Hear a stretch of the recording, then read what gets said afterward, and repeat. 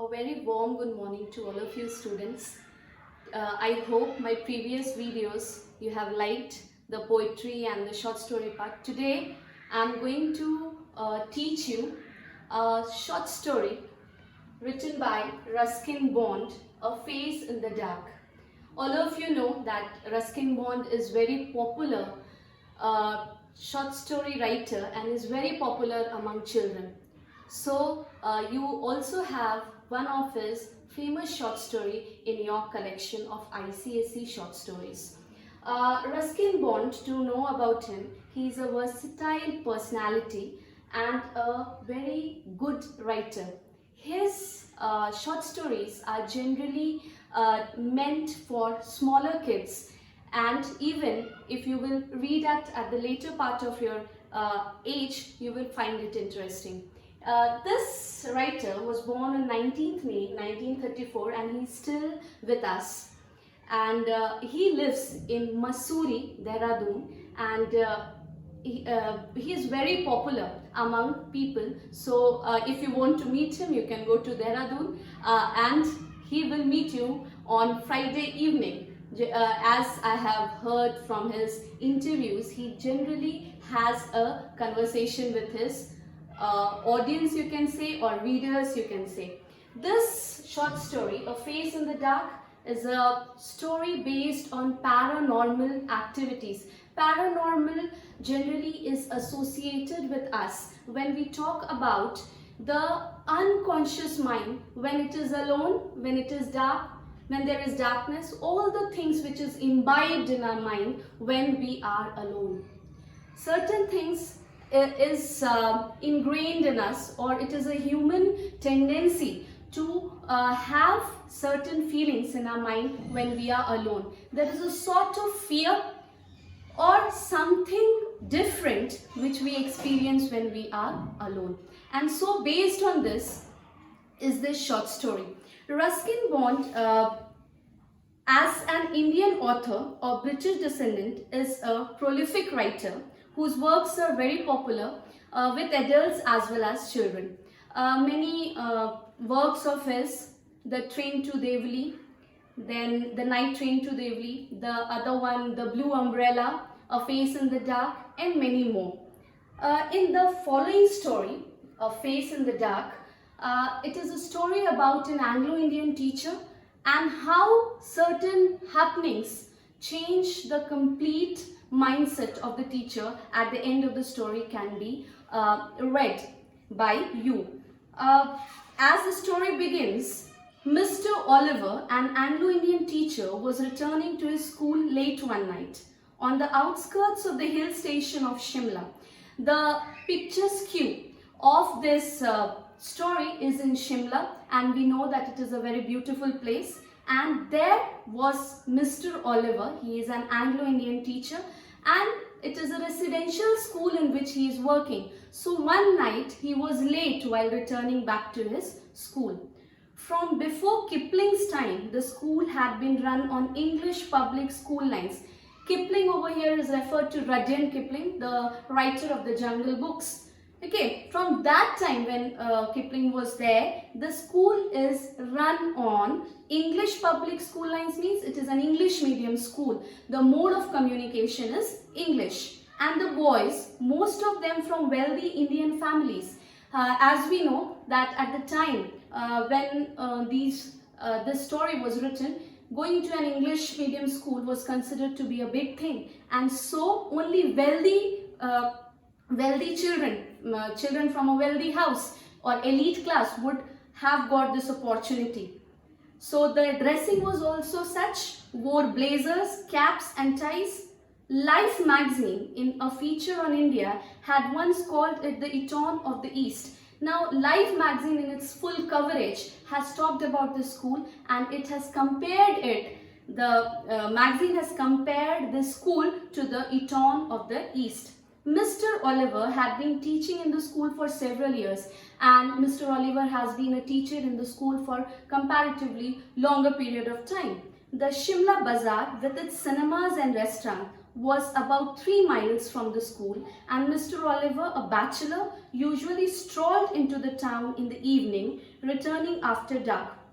Mr. Oliver was a bachelor and he used to pass his time nearby in Shimla Bazaar, and he used to go, he just went to the restaurant, cinema, and after enjoying his evening time, he usually strolled, he walked slowly back to the place, returning after dark. Generally, he used to return after dark. When he would take a shortcut through the pine forest, he generally did not took the long way to return back to the school. He took a forest, that was a pine forest, because it is Shimla, all of you know, the pine trees grow in those areas, and so he took the pine forest. When there was a strong wind, the pine trees made sad air sounds that kept most people to the main road. Because of the strong wind, there was a strange sound or a sad sound which was produced when the breeze blew in the forest, and because of that many people know they felt afraid and strange, so they did not move to that place. But this fellow, he was young and he felt himself to be not of imaginative sort, so he took that way. But Mr. Oliver was not a nervous or imaginative man. He carried a torch, and its gleam, the batteries were running down, moved fitfully down the narrow forest path. And he, that day particularly took his torch. The cell has gone down, and because of that there was a flickering light, or the beam of the torch was low. But he fitfully, he was young, energetic, so his walking was fitful. He moved towards the narrow forest path, when its flickering light fell in the figure of a boy, and all of a sudden the torch beam fell on a boy-like figure who was sitting alone on the rock. That boy, the image which Mr. Oliver saw was sitting on the rock without any movement. Mr. Oliver stopped. As you know, he was a teacher, and we teachers are always curious when we see teenagers, because we teach you and everywhere we keep our eye to look on you, where you are. So in the similar way, his teachership came out, and he just stopped there and he just glared at the boy. Boys were not supposed to be out after dark, and you know that rules, big rules. So he said that boys are not supposed to be out at that time of night and after dark. It's a rule of the school. What are you doing out here, boy? Asked Mr. Oliver sharply. He, in interrogation, asked that what are you doing here? What is the purpose? Moving closer to that, he could recognize the miscreant. He just went closer to the boy in order to make out who this miscreant was. Miscreant word means criminal sort of child or naughty child. But even as he approached the boy, Mr. Oliver says that something was wrong. When Mr. Oliver tried to go closer to the boy, there was a feeling from within that there is something wrong in the boy. The boy appeared to be crying. The boy was actually sitting on the stone and crying. His head hung down. The posture of the boy was that his head was hung down. He held his face in his hand, and he was holding his face in his hands. And his body shook convulsively. And his body, as when we cry, in the similar way, his body was trembling, you can say, or it was shaking. It was strange, soundless weeping. And although he was weeping, his body was moving, but there was no sound to be heard.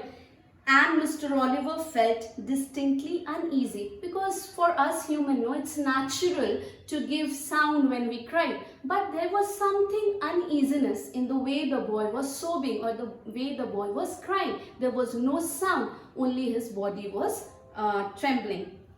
Well, what's the matter? He asked, his anger giving way to concern. Out of concern, he tried to ask his student or the boy that what's the matter? What are you crying for? The boy would not answer or look up. The boy did not answer. He did not reply. Or he did not turn up. He did not look up. His body continued to be racked with silent sobbing. Till now, his body was shivering, shaking. Come on, boy, you should not be out here at this hour. Out of concern or out of generosity or out of kindness, Mr. Oliver said the boy that he should not be out at this moment in the evening. Tell me the trouble. He just inquired. He wanted to ask the child what trouble he was in. Look up. And there is an exclamation. Look up. The boy looked up. He took his hand from his face and looked up at his teacher. The light from Mr. Oliver's torch fell on the boy's face, and Mr. Oliver tried to focus on the child's face, if you could call it a face. The face, it was not a face. No eyes, no ears, nose or mouth. It was empty. Imagine the situation. It was just a round, smooth head with a school cap on the top of it, and that's where the story should end.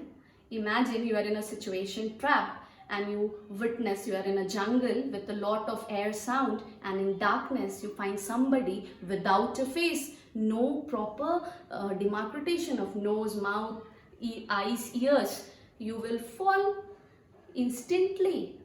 Our mind will go something else. That the word which we will pronounce will be ghost, from where it has come and what has happened. But the story should have ended here for Mr. Oliver. He would have fell down or something as such. But for Mr. Oliver, it did not end here. For Mr. Oliver, this was not the end of the story. The torch fell from his trembling hand, from his shivering, shaking hand, the torch fell down. He turned and scrambled down the path. He started running. Okay, he just turned and scrambled, running badly through the trees and calling for help. He just tried to get help from somewhere and he was just shouting for help. He was still running towards the school building when he saw a lantern swinging in the middle of the path. All of you know the word lantern, no? It is a sort of glass torch in which we pour kerosene oil and we lit it in darkness. In the olden days, this was a very common thing to be used. Council once asked for this question and we got superb answers. So please be very particular about what a lantern is. So I saw a lantern swinging in the middle of the path. Mr. Oliver stumbled up to a watchman, and while he was trying to regain himself, he just went and collided with the watchman. Gasping for breath, he was out of breath and he was trying to have breath. It was just, "What is it, Sahib?" The watchman inquired that, "What is the trouble, Sahib?" Asked the watchman, "Has there been an accident?" The watchman was also curious why this man is running and just coming and stumbling and in such a way. So he asked that, "Has there been an accident? Why are you running?" "I saw something horrible." His curiosity of seeing a invisible face came out. He just wanted to share it with someone. He just said that, "I saw something which was horrible. A boy weeping in the forest." A boy was continuously weeping. He was crying in the forest and he had no face. "No face, Sahib?" The watchman said, "No face, Sahib. No eyes, no nose, mouth, nothing. Do you mean it was like this, Sahib?" And he just raised the lantern towards his face, asked the watchman, and he just raised the lamp to his own face. And for the utter surprise of Mr. Oliver, the watchman also had no eyes, no ears, no features at all, not even an eyebrow. In addition to that, the boy might have the eyebrow, it's not mentioned. The watchman did not have the eyebrow also. And that's when there was a strong wind which blew the lamp out. Okay, for you, this was the explanation of the text. But when we talk about the story at this level, you need to understand that Bond has tried to create an air atmosphere, strange atmosphere. It's a dark night and an teacher is trapped by his own student. Now for you to understand, there can be two situations. One, the first one is, might be there was a presence of ghost for the students who believe in the existence of ghosts, and for secondly, it can be real. The boy might be a miscreant child who has tried to play a trick on his master. So when you are asked, you can give answer in two ways. in the ways I have told you. But somewhere, no, when we associate darkness with strangeness, things like this happen, and such instances can be heard by many of you. Now it depends that how much real it is and how much it is the act of our unconscious mind. So hope this short story, A Face in the Dark, is clear to you. If you like it, like the video, please like and subscribe for further videos. Thank you.